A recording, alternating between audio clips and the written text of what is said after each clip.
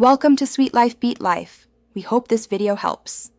Begin by creating a simple cylinder or plane and position it at the model's waist.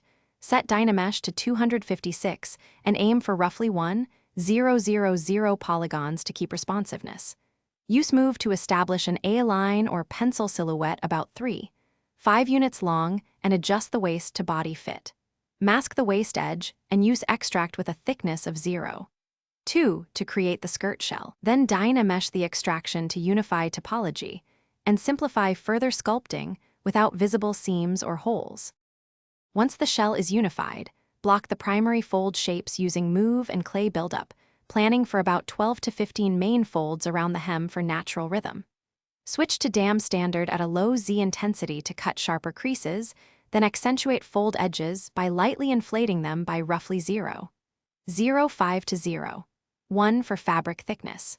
Smooth only where needed to preserve noise. Add a stitched seam along the waist and hem, about 1/4 of the fold width, to sell scale and realism. Finish by preparing topology and maps. Use Z-remesher with a target of 6,000 polygons to create clean quad flow, then subdivide 3 levels for detail preservation.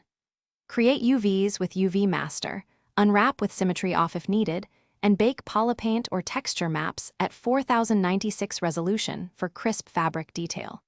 For game or render export, decimate or export an OBJ after storing a morph target. Always keep your original high resolution.